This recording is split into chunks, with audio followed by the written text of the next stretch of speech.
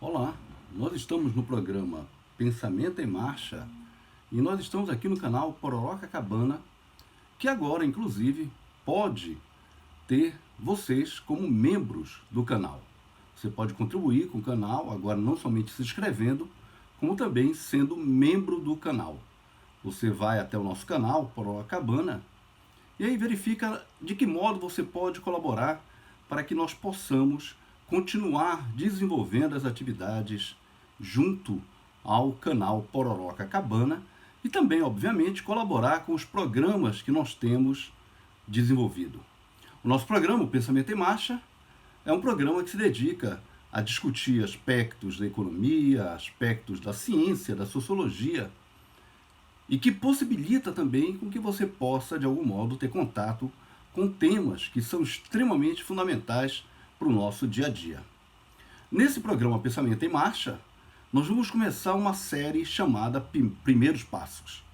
Os primeiros passos, como muitos de nós devemos nos lembrar, são quando nós começamos a caminhar, nós começamos a ter os primeiros elementos de percepção em relação ao mundo. Em particular, nós nos baseamos aqui numa série famosa da década de 80, a chamada série Primeiros Passos, ou coleção Primeiros Passos, que foi naquela altura editada por uma editora hoje já não mais em funcionamento, a editora Civilização Brasileira. Nesse nosso Primeiros Passos, nós vamos tratar com vocês do tema desmatamento amazônico. Tratar sobre desmatamento e principalmente dar uma visão geral de quais são as causas que levam ao desmatamento da Amazônia e como isso impacta o nosso dia a dia, é um dos objetivos do nosso programa Pensamento em Marcha de hoje e que nós convidamos todos vocês a nos escutarem, a estarem com a gente nos próximos minutos. Este é o programa Pensamento em Marcha, eu sou o professor José Trindade.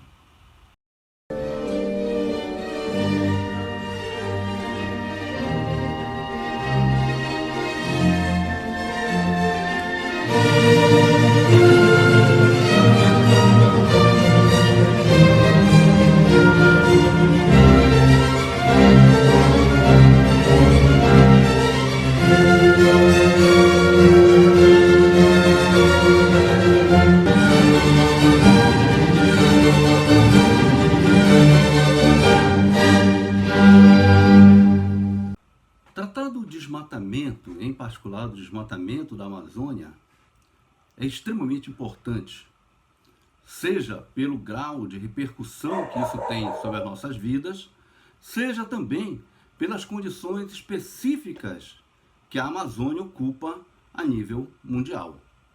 As chamadas florestas equatoriais e tropicais, elas ficam nas regiões quentes e úmidas entre o Equador e os trópicos. Em lugares onde se chega a chover 180 centímetros por ano, elas ocupam partes da América Central, partes da América do Sul, partes do oeste e do centro da África e do sudeste da Ásia e da Austrália. Entretanto, a Amazônia, ela tem o seu papel e a sua importância em função de alguns pontos que são centrais. Primeiro, em função do seu próprio tamanho. A Amazônia é a maior floresta equatorial e tropical do mundo. Ela ocupa aproximadamente 5 milhões de quilômetros quadrados e representa, portanto, aproximadamente 45% do território brasileiro. Entretanto, não é somente pelo aspecto da extensão que a floresta amazônica tem o seu papel de importância. A floresta amazônica, ela detém a maior variedade de biodiversidade do planeta, tanto em termos da sua flora, quanto em termos da sua fauna. Essa biodiversidade amazônica, ela é extremamente expressiva e ela tem um papel central por conta do quê? Por conta de que essa biodiversidade, ela possibilita a projeção futura de possíveis soluções, tanto econômicas, como principalmente soluções médicas, para uma série de problemas que hoje a humanidade detém. A floresta amazônica, ela, em função das suas características de biodiversidade, ela detém por quilômetro quadrado a maior biodiversidade planetária. São aproximadamente algo em torno de 16 mil espécies de plantas já catalogadas e que pertencem à floresta amazônica. Essa floresta, que portanto se estende por uma extensão muito expressiva do próprio território brasileiro, o território brasileiro tem algo em torno de 8 milhões e 500 mil quilômetros quadrados, e portanto a Amazônia tendo algo em torno de 5 milhões e 100 mil quilômetros quadrados, ocupa, portanto, a maior parte do território brasileiro. Essa floresta, ela também tem uma diversidade de fauna muito expressiva. Uma diversidade de fauna que faz com que a maior parte daquelas subespécies de fauna existentes no Brasil estejam justamente localizadas na Amazônia. A Amazônia, ela, além de ter essa diversidade, essa biodiversidade de flora e fauna, ela também apresenta características extremamente importantes quanto ao aspecto da concentração de águas. A Amazônia, ela teria, por assim dizer, 3 rios. Tu terias um rio subterrâneo, que justamente forma os aquíferos, em particular o aquífero Tapajós, é um aquífero extremamente fundamental, considerando a importância da água sob o ponto de vista tanto econômico, mas considerando a água sob o ponto de vista da fundamentalidade para a própria espécie humana. Tu tens os rios amazônicos, em particular o rio Amazonas, o maior rio do mundo, um rio que, sob o ponto de vista das condições aquíferas, mas também sob o ponto de vista das suas próprias características de vida, são fundamentais. E tu ainda tem um terceiro rio, que é um rio aéreo, que justamente se estabelece e se consolida em função da enorme umidade que tu tens na região. Essas características, portanto, a característica de uma flora extremamente exuberante e diversificada, as características de uma fauna extremamente diversificada e as características de uma região de águas. Nesse sentido, a Amazônia seria um mundo de rios, como Euclides da Cunha já tinha observado nas suas visitas que fez ainda no início do século XIX, no início do século XX, em 1906, às regiões daqui do Pará, em particular, Pará, Amazonas. Esse mundo de rios, ele é, portanto, um ponto-chave para que nós possamos entender a própria intervenção do Brasil, a própria intervenção da civilização humana em termos do planeta Terra. O desmatamento, ele coloca em risco todo esse conjunto de processos. E o desmatamento, ele é não somente um elemento que coloca em risco os aspectos presentes, como também coloca em risco os aspectos futuros. Como nós chamamos a atenção há pouco, essa biodiversidade, essa quantidade de flora e de fauna presente na região, essas 16 mil subespécies que possibilita, portanto, uma riqueza enorme em termos de futuro uso, tudo isso se coloca em risco com o desmatamento.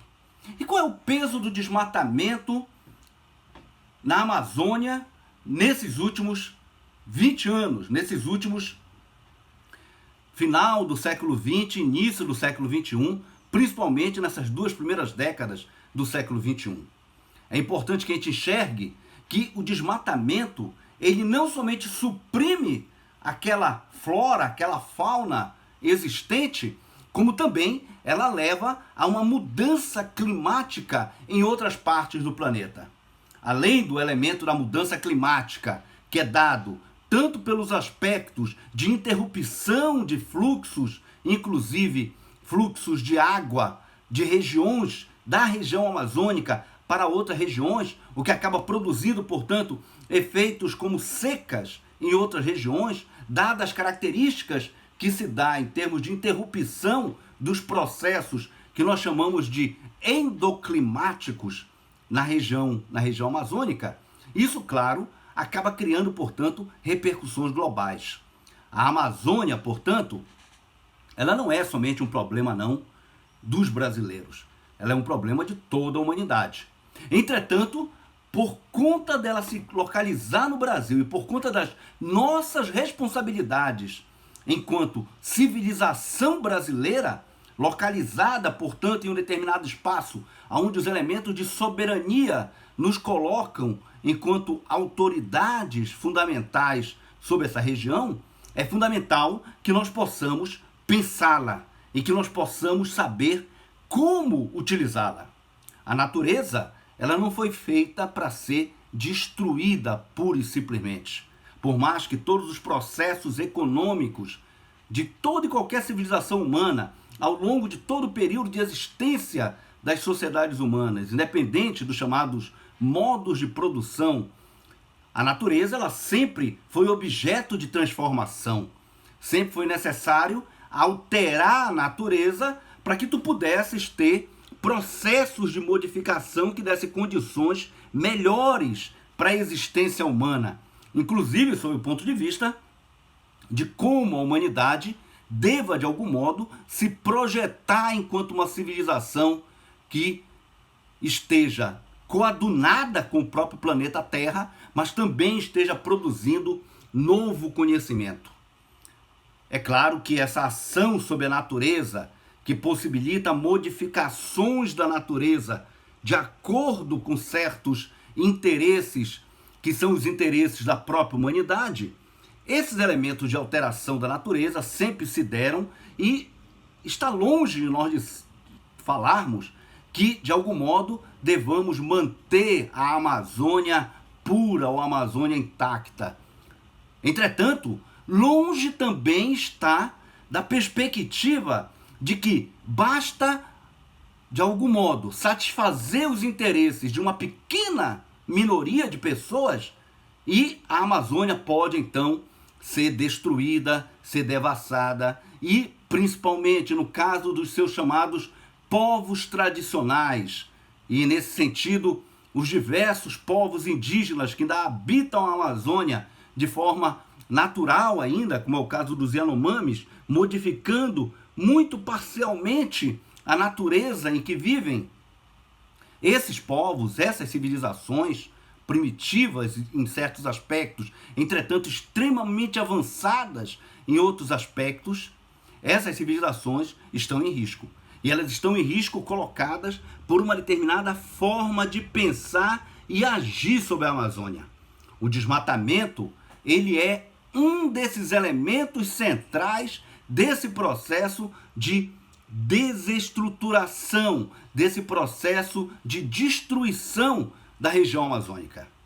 Vejam que nos últimos 20 anos, aproximadamente 171 mil quilômetros quadrados da floresta amazônica foram destruídos.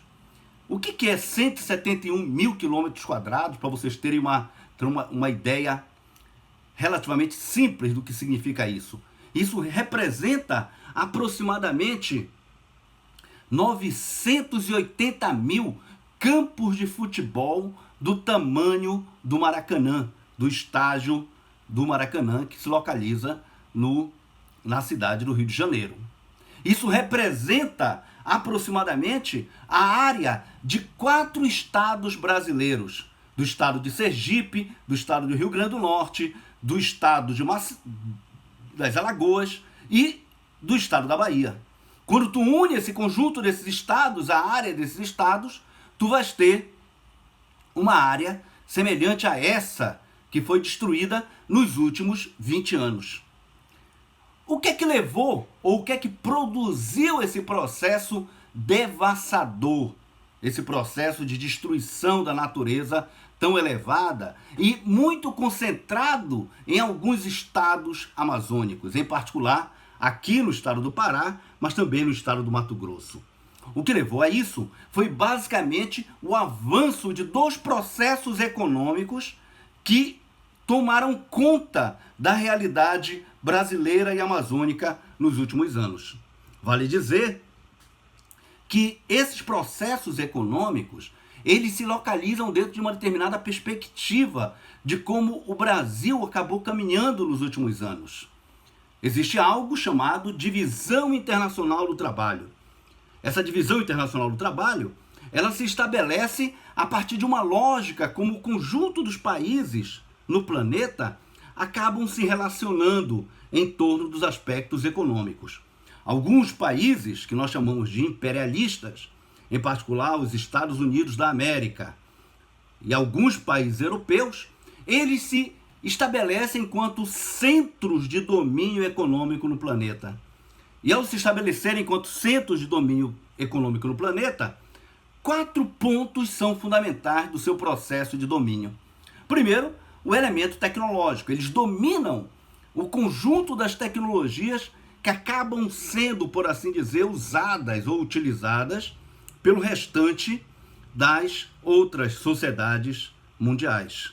Segundo, eles dominam os fluxos financeiros, os fluxos econômicos, sob o ponto de vista de como é que recursos se dirigem de um local para um outro do planeta. Ao dirigir esses fluxos financeiros, eles acabam impondo, obviamente, determinados controles sobre o processo de produção da riqueza nos diversos pontos do planeta.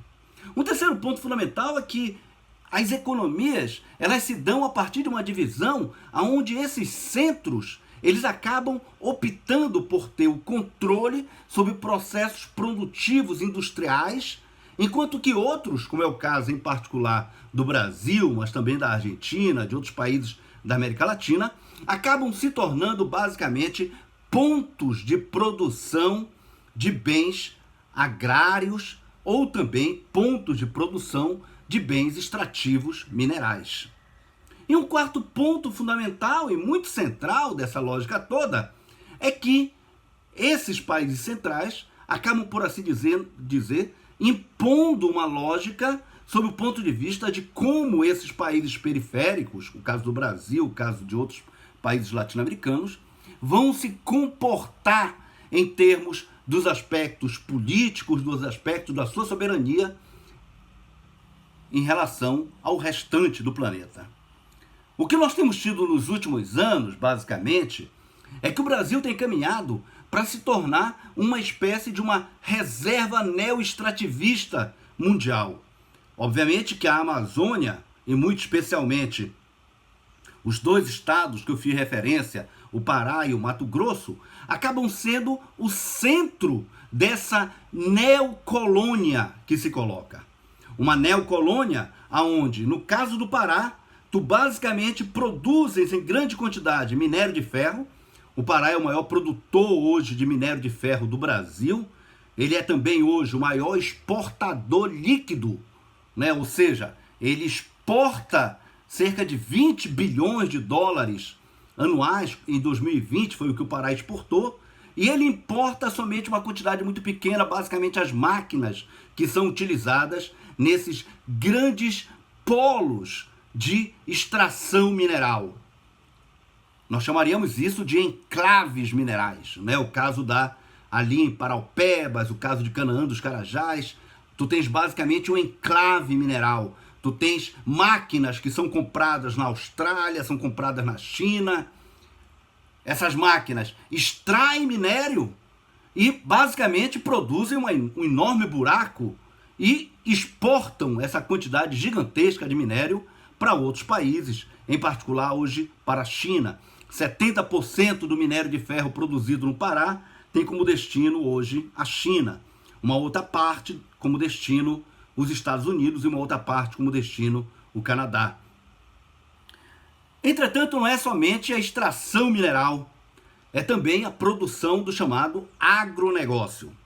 O agronegócio, em particular, a produção e exportação de soja em grande quantidade, é o que caracteriza a economia do estado do Mato Grosso, um outro estado que pertence à chamada Amazônia Legal, responsável por esses 171 mil quilômetros quadrados de desmatamento que ocorreram nos últimos 20 anos aqui na região. Mato Grosso produz soja E, a exemplo do estado do Pará, também é um exportador líquido, ou seja, ele exporta soja em grande quantidade e basicamente compra maquinário, compra tratores, compra ceifadoras, compra um conjunto de máquinas que são necessários a esse processo de produção de soja em outros países. Isso seria mais ou menos como também um enclave agrário, né? Uma plantation. Esses enclaves minerais e agrários, eles basicamente se caracterizam por 4 pontos muito fortes. Primeiro, que eles concentram uma grande produção de bens semi-elaborados ou bens primários, como é o caso do ferro, como é o caso da soja. Segundo, basicamente eles se destinam para exportação. Terceiro, eles são basicamente estruturas encapsuladas nelas mesmas, autarquias, enclaves, como nós estamos chamando a atenção. Por conta do quê? Por conta de que eles pouco deixam de tributos em função de uma legislação que nós temos desde o ano de 1996, que é a chamada Lei Candir, onde essa legislação ela basicamente desonera de tributos o conjunto da produção que se destina à exportação. Então esses enclaves, eles não pagam tributo por conta de que eles se destinam basicamente à produção para exportação, seja de soja, seja de minério de ferro. E uma quarta característica fundamental desses segmentos neoextrativistas é que eles são muito pouco empregadores de força de trabalho. Eles não empregam basicamente trabalhadores. Eles basicamente se utilizam de máquinas e se utilizam de um pequeno número de trabalhadores em todo o seu processo de produção, seja na produção agrária, seja na produção mineral. Esses dois processos, tanto a produção agrária, como também vinculada a essa produção agrária, essa produção do agronegócio destinada à exportação, nós temos também a produção de carne aqui no Pará e também no Mato Grosso, basicamente uma produção pecuária que é destinada à exportação em grande quantidade. Esses segmentos, juntamente com o segmento do extrativismo mineral, nós chamaríamos de extrativismo destrutivo. Esses segmentos, eles basicamente são os responsáveis pelo processo de desmatamento em grande quantidade da região amazônica.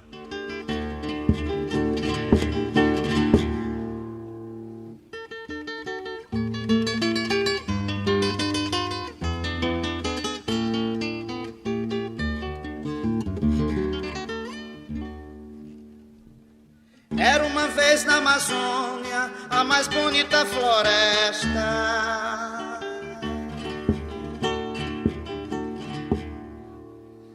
Mata verde, céu azul, a mais imensa floresta.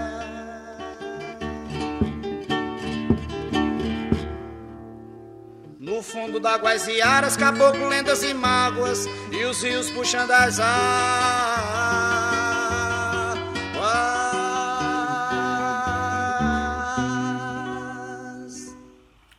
Obviamente, e está claro já neste ponto aqui da nossa conversa, que esse processo de desmatamento em larga escala, como também o processo de produção centrado muito nesses segmentos neoextrativistas ou do agronegócio, isso pouco estabelece elementos para condições de se pensar o futuro de uma região como a região amazônica e, obviamente, do seu povo.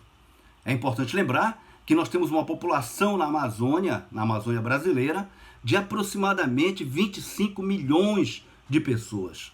É importante lembrar também que essas 25 milhões de pessoas, elas vivem em condições extremamente precárias. O chamado IDH, o Índice de Desenvolvimento Humano, do estado do Pará, mas também dos demais estados da região amazônica, são os piores IDHs, os piores Índices de Desenvolvimento Humano do país. O IDH paraense está abaixo de 0,7.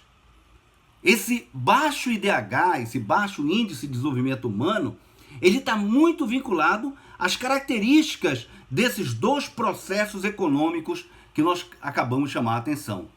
Nem o neoextrativismo mineral, nem a grande produção, a plantation do agronegócio de soja, ou de algodão, ou de arroz, dão condições para se pensar o futuro da Amazônia sob o ponto de vista dos aspectos ambientais, sob os aspectos da permanência das suas populações originais, sob os aspectos da permanência e desenvolvimento das suas populações urbanas e demais populações que habitam o seu hinterland.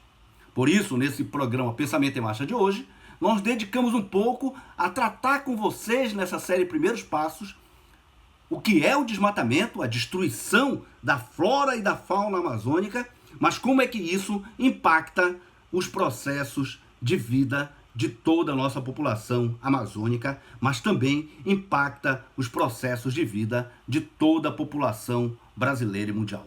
Nos acompanhe no canal Pororoca Cabana, no programa Pensamento em Marcha. Papagaios, periquitos cuidavam de suas cores. Os peixes singrando os rios, curumins cheios de amores. Sorria o Jurupari, o Irapuru, seu povir. Era flora, fauna, frutos e flores.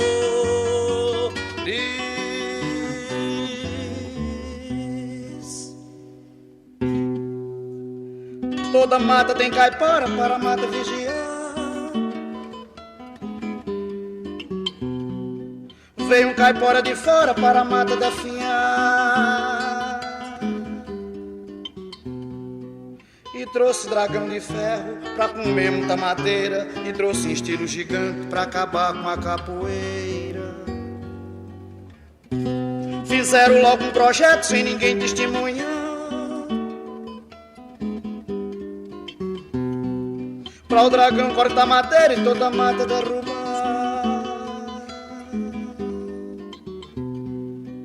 Se a floresta, meu amigo, tivesse pé pra andar, eu garanto, meu amigo, um perigo não tinha ficado lá.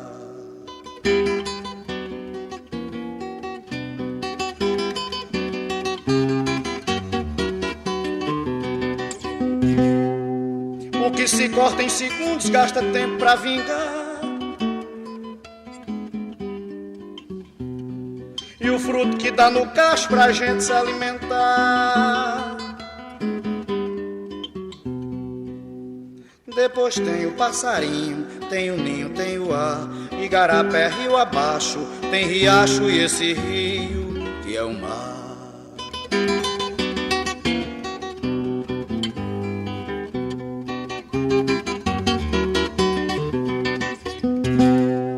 Mas o dragão continua na floresta a devorar, e quem habita essa mata pra onde vai se mudar? Corre índio, seringueiro, preguiça, tamanduá, tartaruga, pé ligeiro, corre, corre, tribo dos Camaiurá.